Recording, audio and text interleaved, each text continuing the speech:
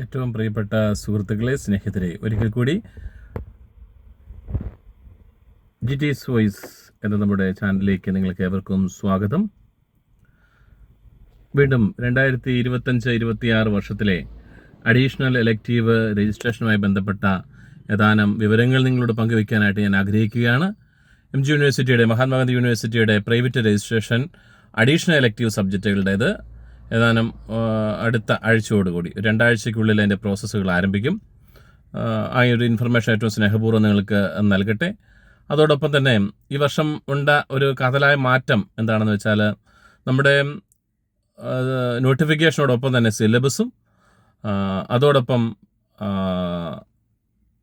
മറ്റ് യൂണിവേഴ്സിറ്റികളിൽ BCom subject ഏതെങ്കിലും യൂണിവേഴ്സിറ്റിയിൽ നിന്ന് പാസ്സായ വിദ്യാർത്ഥികൾക്ക് കൂടി ഇവിടെ നിന്നും അഡീഷണൽ എലക്റ്റീവ് എടുക്കാനായിട്ട് സാധിക്കുന്നതാണ്. ഏതെങ്കിലും യൂണിവേഴ്സിറ്റിയിൽ നിന്നും BCom പാസ്സായിട്ടുള്ള കുട്ടികൾക്ക് അഡീഷണൽ എലക്റ്റീവ് കൂടി പാസ്സാകാവുന്നതാണ്.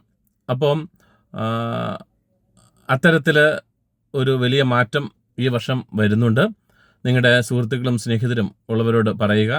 ഇടയ്ക്ക് എന്നോട് പല കുട്ടികളും ചോദിച്ചിരുന്നു, അഡീഷണൽ എലക്റ്റീവിന് ഇങ്ങനെ മറ്റ് യൂണിവേഴ്സിറ്റിയിൽ BCom ഇഗ്നോയ് ചെയ്താൽ, അതുപോലെ കേരളയിൽ ചെയ്താൽ, കാലിക്കറ്റ് ചെയ്താൽ ഇവിടെ ചെയ്യാൻ സാധിക്കുമോ എന്ന് ചോദിച്ചിരുന്നു.